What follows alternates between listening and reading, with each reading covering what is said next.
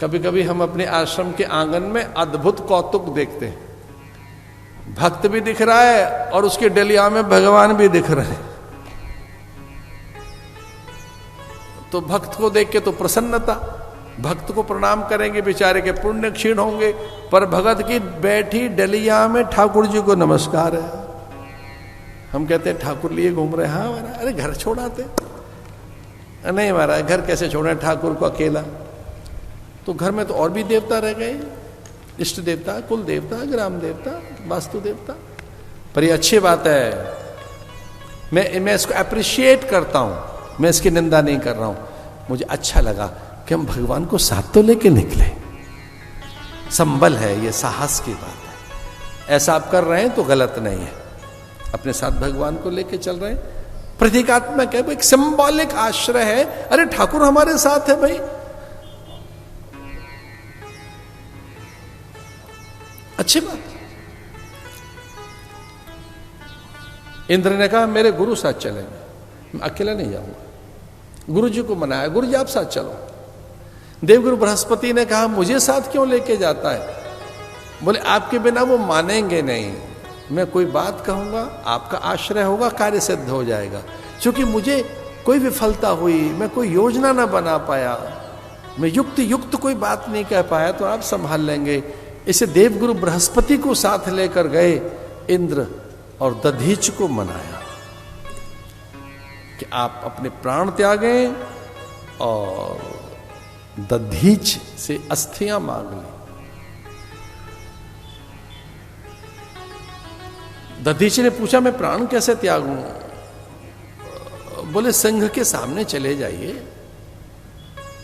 आपको आहार बना लेगा। लोक कार्य के लिए, देव सिद्धि के लिए, संतुलन बनाने के लिए जैव जगत का, क्योंकि वृत्तासुर के कारण जैव जगत का संतुलन बिगड़ रहा था।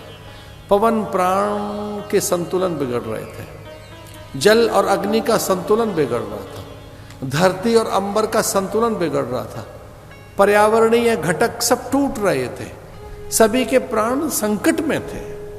अन्न में अन्नत तो नहीं रहा, जल की सत्ता क्षीण होने लगी थी, पूरी धरती पर विकृति पैदा हो रही थी, और उसके नाश के लिए अगर दधीच की अस्थियां चाहिए तो मैं तैयार हूं। दधीच ने कहा पर मरूं कैसे?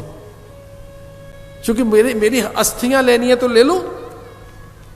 पर इंद्र ने कहा कि हम तो आपका वध नहीं करेंगे, आप मरिए, प्राण त्यागिए। कैसे? हिंसक पशुओं के पास जाओ। शेर के पास चले गए दधीच, और सिंह ने जब गुरु को निकट आया देखा तो गुरु के पैरों के तलवे चाटने लगा। सिंह चूमने लगा, गुरु की परिक्रमा करने लगा, बैठ गया वहीं पर। दधीच ने कहा कि अब कैसे मरे, ये तो हमको मारता ही नहीं। बोले महाराज थोड़ा उठ के आइए और अपने पूरे शरीर पर गुड़ लपेट के जाओ। जब ये आपको चाटेगा तो गुड़ चाटते चाटते इसकी जिह्वा पर रुक्षताएं, आपकी त्वचा छिल जाएगी, और त्वचा छिल जाएगी तो रक्त बहने लगेगा, ये रक्त पीने लगेगा, इसे क्या पता पशु ये मांस खाने लगेगा, और धीरे धीरे ये आपको पूरा ही चबा जाएगा। जो बच जाएंगी हड्डियां वो हमारे काम में आ जाएंगी। कितने स्वार्थी हैं, लेकिन वो स्वार्थ नहीं है, परमार्थ है। दधीच ने कुछ ऐसा ही किया।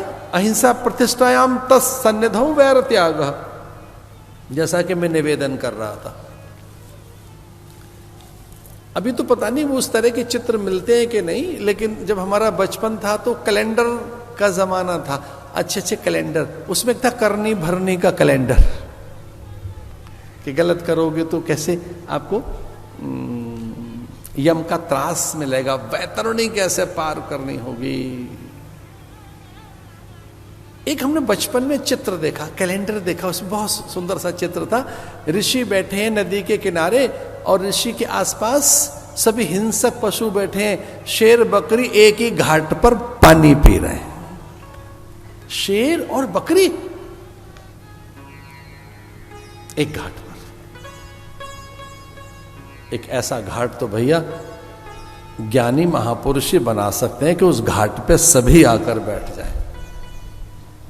सिंह के सामने गए गुड़ लपेट कर, सिंह ने तो वैसा ही किया, वो चाटने लगा, त्वचा छिल गई, रक्त बहने लगा, मांस चबा गया, जो अस्थियां थी बच गईं। तो क्या सच में ही दधीच मर गए? क्या देह के मर जाने के बाद मरना होता है? नहीं, देह मरी है, दधीच तो जिंदा है। देह ही तो मरी है।